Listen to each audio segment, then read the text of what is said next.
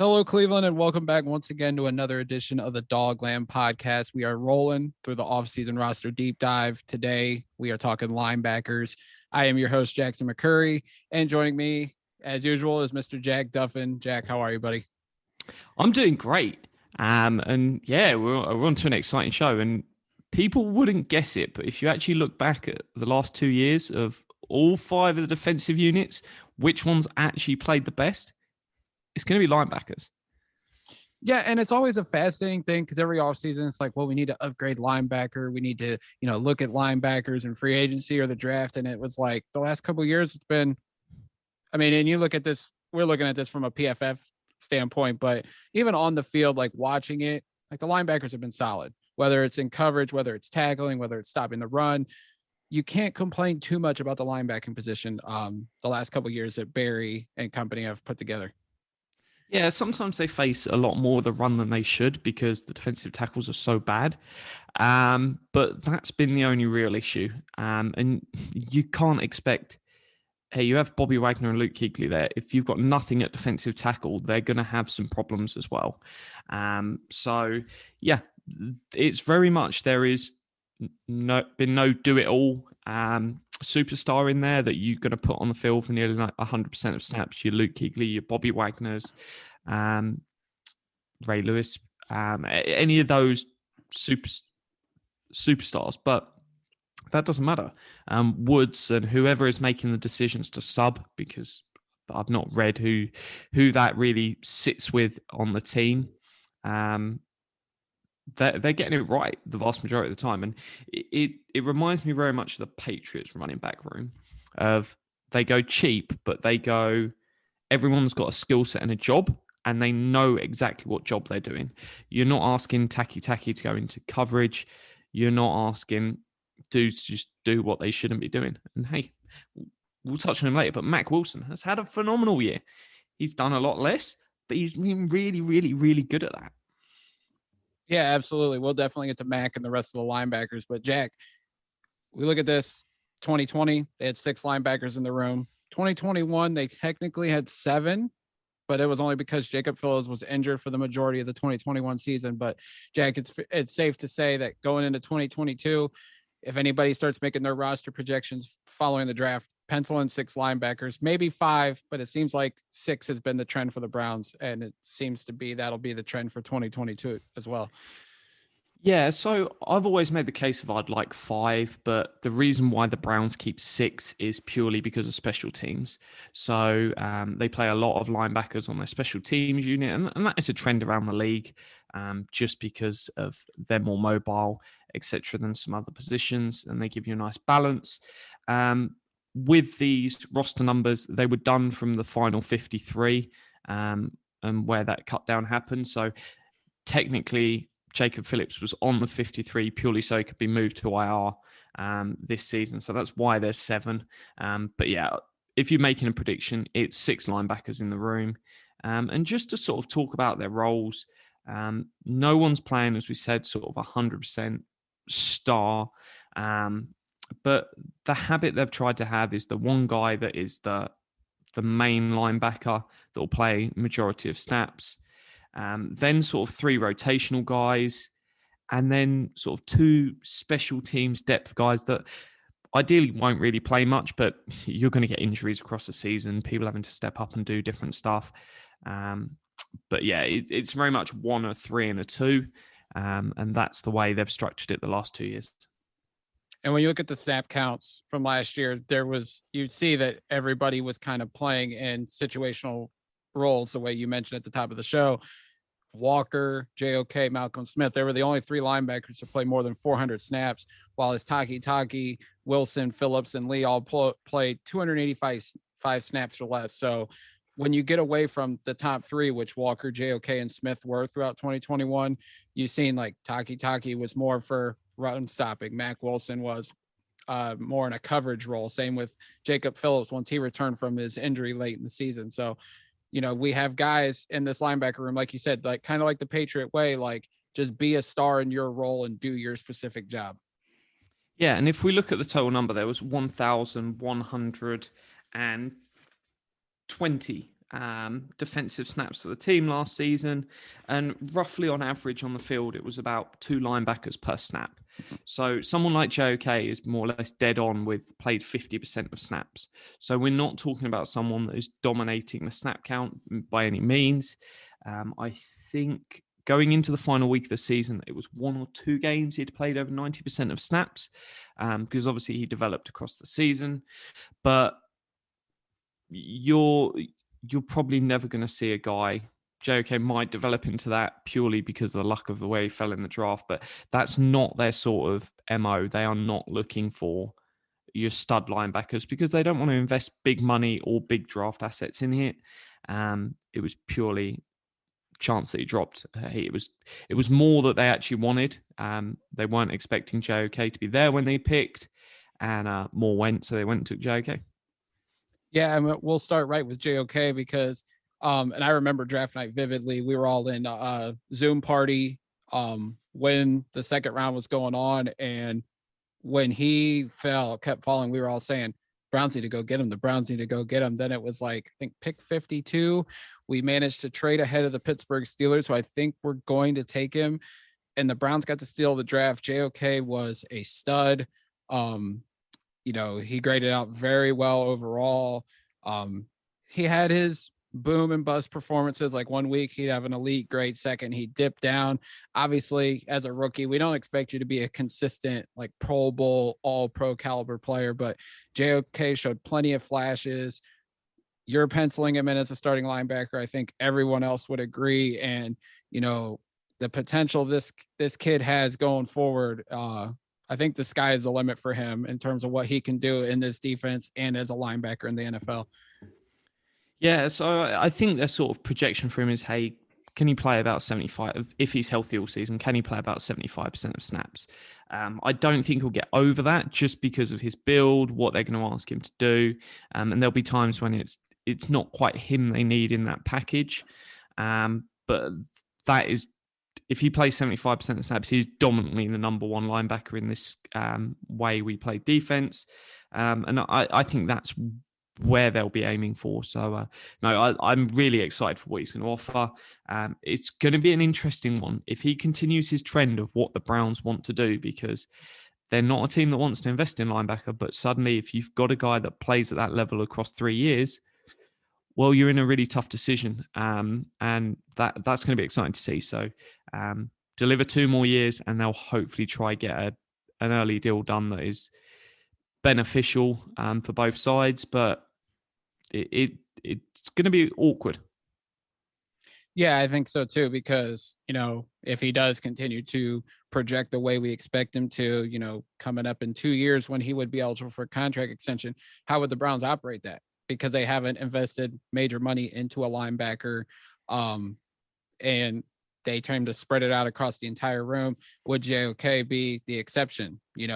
The way we talked about last year about paying running backs, well, Nick Chubb is an exception just because he's an elite talent. If JOK is an elite talent at the linebacker position, maybe the Browns say, hey, in a couple years, we could get out of potentially a Denzel Ward contract or a Myles Garrett contract or somebody else on the defense, and we'll invest that money into a JOK.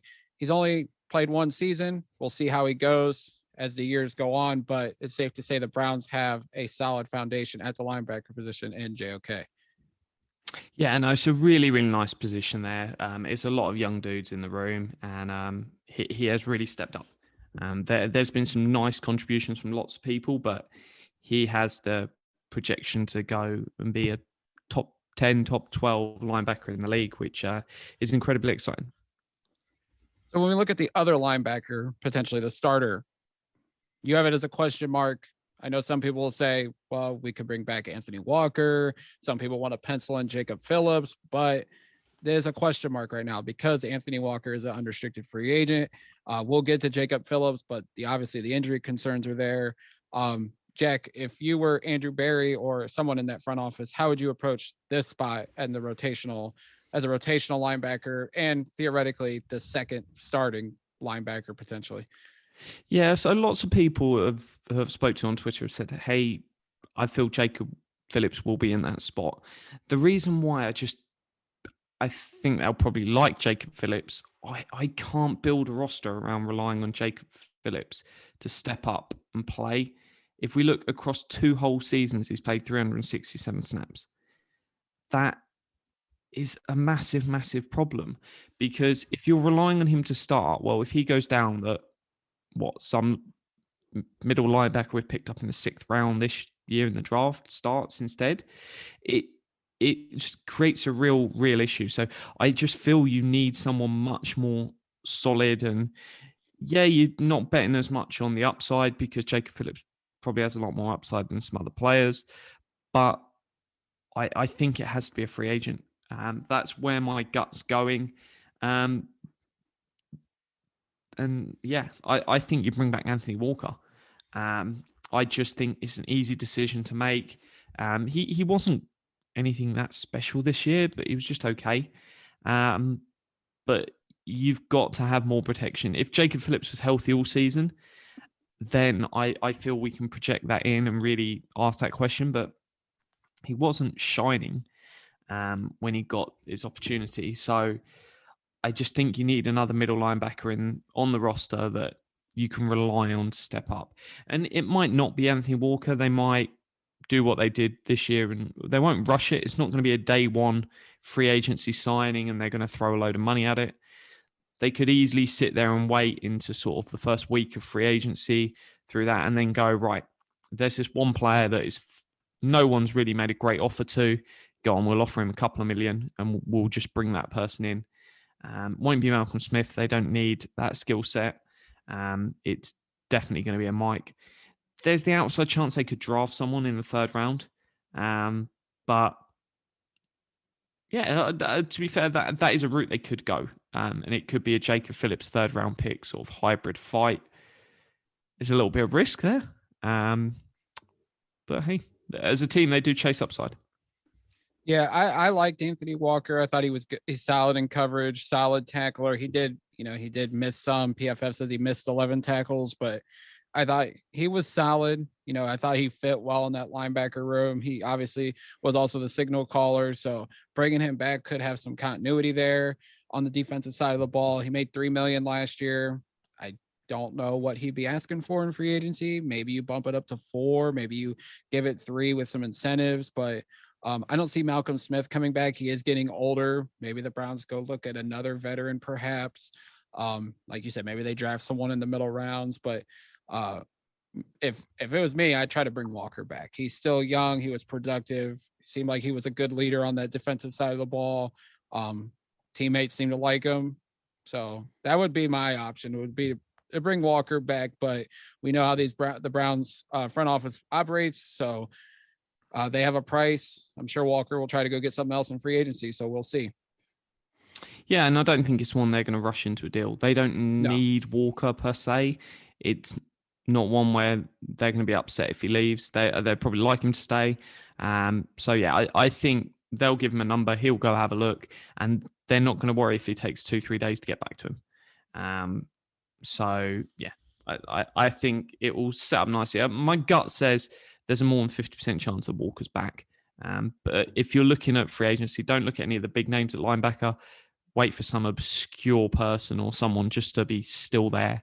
But very much looking at the mic. If they're going to spend some money, it'll be on the mic, not on any other positions.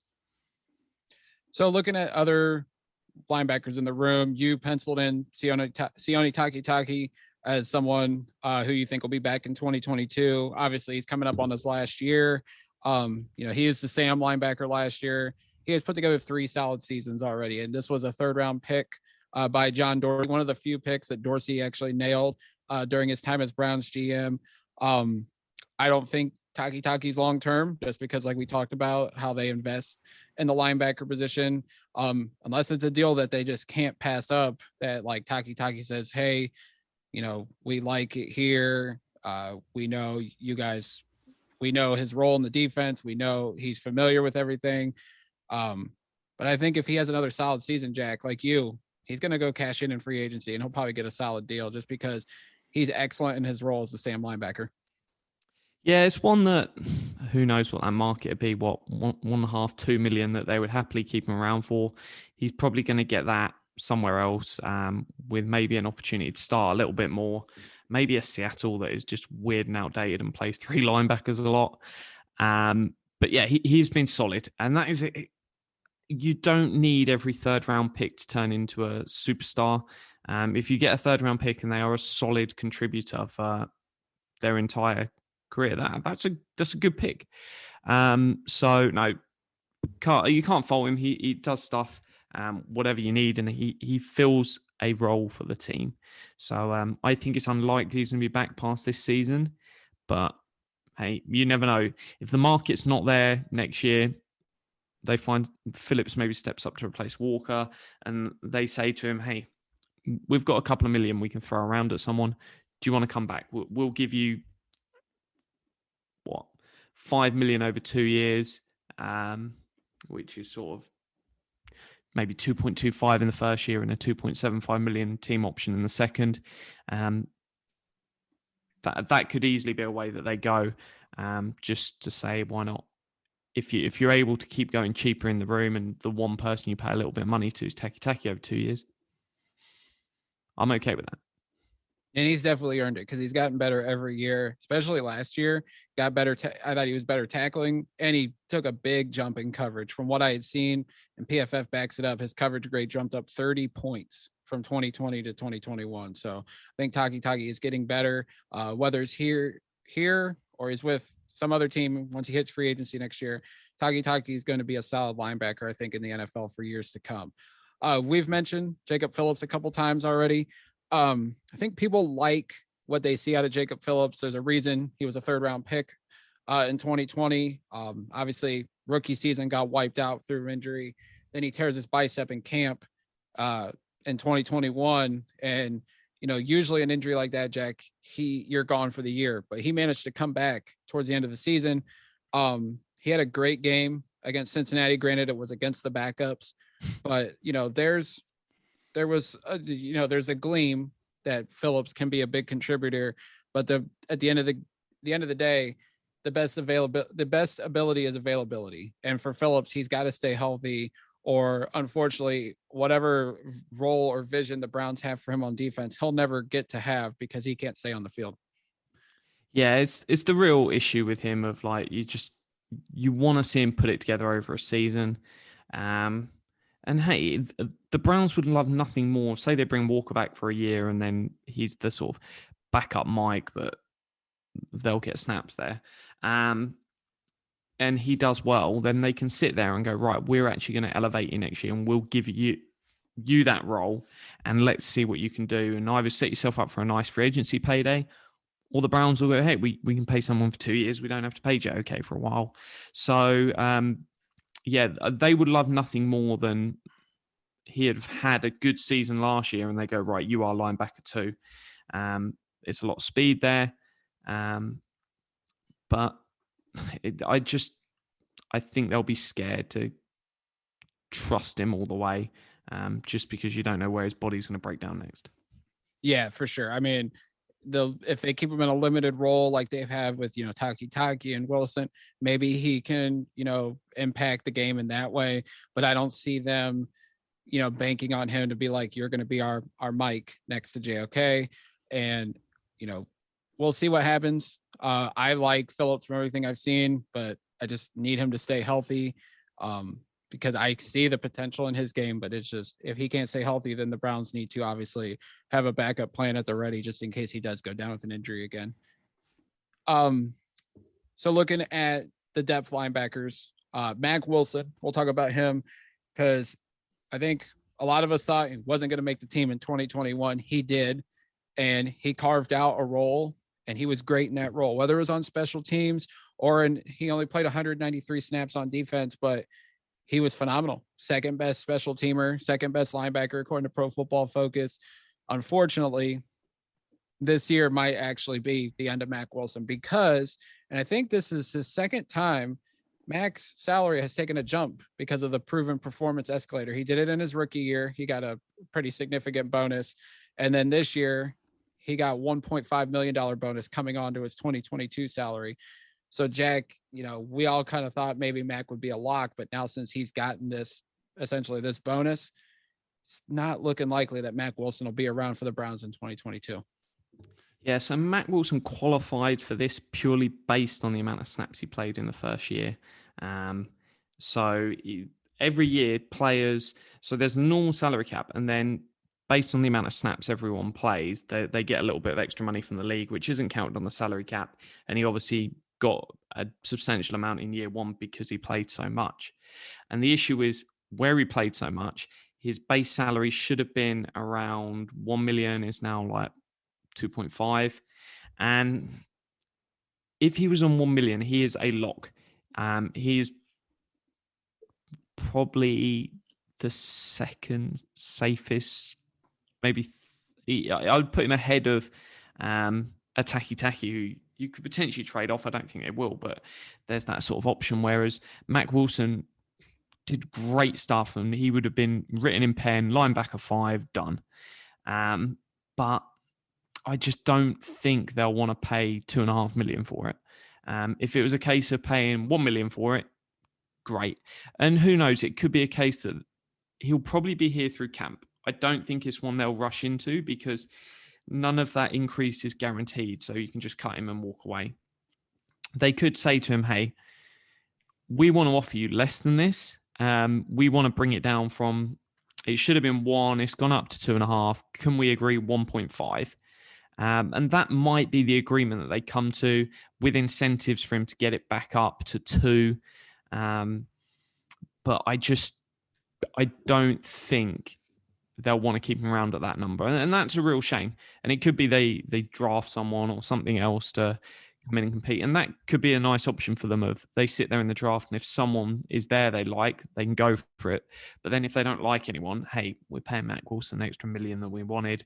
It's not the end of the world. We know what we can get out of him. So it's a shame. I get why these escalators are there to benefit players who overperform and are overused based on where they were drafted. But I'd also want him still here for $1 million. So it's not a death sentence, the increase in the money, but it just makes it unlikely. Yeah, definitely. And he was linked in trade rumors around the deadline. I can say, according to our buddies at the OBR, after the season, Mack told Andrew Berry that he'd be open to moving because he wants to go start. And I think Mack's earned that. He's going into his 4th year. He's gotten better. Now, granted, it wasn't a limited role, but he wants the opportunity to go start. It doesn't look like it's going to happen in Cleveland. If the Browns can get anything for him in a trade, whether it's a pick or a player that they can think can help them, then you make that deal. But like you, I think maybe he's around through camp at least, but that extra $1.5 million could be beneficial for us in some other form or facet on the roster that can help this team get better. So while we like Mack, while we think he's gotten better, it's not looking likely that he'll be around with the Browns going into 2022. So when you look at the other linebackers potentially that are left, you got Tony Fields and Elijah Lee, 2 guys that played special teams primarily. Tony Fields, I don't remember him playing all that much because he was drafted last year, dealt with injuries a lot. This is a guy that, this will be a guy we'll be watching in camp this year through OTAs to see if he can make a jump, if he can make a contribution. And then Elijah Lee's been solid in special teams. It would be expected that, these guys are going to come in and battle in camp. Maybe they bring in a late draft pick or an undrafted free agent to have them compete as well. But, they could be those depth guys that can help on special teams, guys that can help in a pinch, that are good for a certain role, whether it's on run defense or in coverage. Yeah, they could take a punt anywhere at linebacker, because if you look at the sort of, we know JOK is there, but behind that, if we're talking, hey, we've got Anthony Walker on a 1-year deal, Taki's only got 1 year left. You've got Phillips, who has got 2 years left, but health, who knows, you might just give up on it. There's no reason they wouldn't go, hey, there's someone we like in the 3rd round, pull the trigger. So it could easily be that early. I think they'll bring back Elijah Lee because even if he doesn't make the roster, I think they'll just happily have him for camp and then put him on the practice squad. So I'd expect him to be there because it's part of the impact will come on to what the defensive coordinator thinks, but a large factor of these 2 positions is going to be on what our special teams coaches think. So I'm not putting too much weight on their defensive play. If they can stash someone in there who they get in, say, the third, fourth round and go, hey, you're going to play specials this year, but we're going to develop you, and then hopefully you'll step into one of them 3 rotational roles next year. That's a really nice position. But if it just ends up, hey, special teams guys, that's all good. For sure. And like, looking at this linebacker room as a whole, I feel good about it going into 2022. Yeah, there could be some changes, but with JOK's upside and solid rookie year, the rest of the guys in that room, they might add or subtract a couple guys. I feel good about this room overall. Despite what some people say, I feel like the linebacker room has been very underrated the last couple years, and I expect 2022 and going forward to be no different. Yeah, I with the exception of JOK, we were never expecting any star power here, and that's perfectly fine. As long as your defensive coordinator knows what they're doing, which everything says Woods has done a fantastic job with how he uses linebackers and rotates them and everything else, it can work. And no, kudos to him, because it's not easy. They are the middle line of the defense, and you've really invested nothing in there and had 2 really, really good years. So, no, well done. Well, we thank you all for listening to this episode. If you want to read about the linebacker room that Jack has written about, go to thedogland.com. It's our off-season roster deep dive series. We have covered every position group so far up to linebacker. We still have cornerback, safety, and special teams to go. So definitely check that out at thedogland.com. Jack, tell them where they can find you on Twitter. So you can find me on Twitter. It's at Jack Duffin, DUFFIN. And no, thank you for everyone that's been enjoying the series. It's been great fun. Yeah, we definitely thank you all for listening. We're getting back into the swing of things with the podcast. Numbers have been good. Go back and listen to any of our previous episodes as we've gone through each position group. As for me, you guys can follow me on Twitter at Jack McCurry08 and the Dogland at the Dogland. Until next time, Browns fans, as always, go Browns. Go Browns.